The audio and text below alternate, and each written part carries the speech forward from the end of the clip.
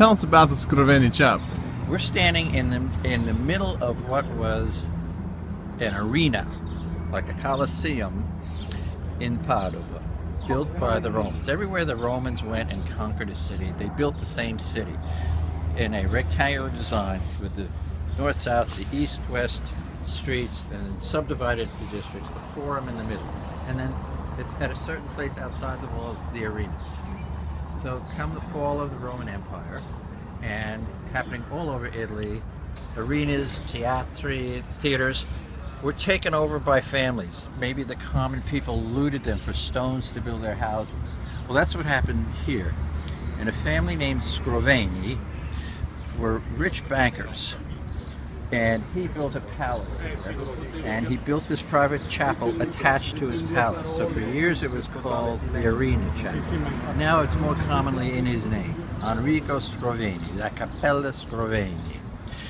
And unfortunately, attached to right over here was a church that the Americans bombed in World War II, and we lost some important Mantegna frescoes. But today now we have this very well preserved Cappella Scrovegni. When I first came here, this was a larger park and you just sat outside and you could just walk in and walk out. But now they've enclosed it, limited entry. They have the most modern humidity controls to preserve it. What is in here to preserve?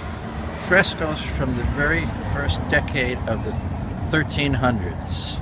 So they're over 700 years old, by Giotto. It's a complete chapel that the banker, the usurer, Scrovegni built, because, you know, it's easier for a camel to fit through the eye of a needle than for a rich man to get into heaven. So he was very worried. He was getting filthy rich.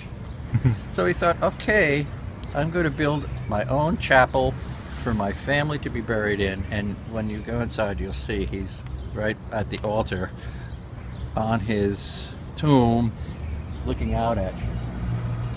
But Giotto did the ceiling the same way the Sistine Chapel was originally done, with just lapis lazuli, gold stars, a few saints.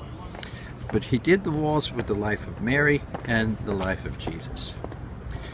Without the Scrovegni fresco cycle, you don't have Masaccio's Brancacci, La Cappella Brancacci in Firenze, in Florence. And without Brancacci, you don't have La Cappella Sistina or the Brizio by Signorelli in Orvieto. So this is one of the most important series of frescoes ever. It's got to be on anybody's top 10 list of what to see in Italy.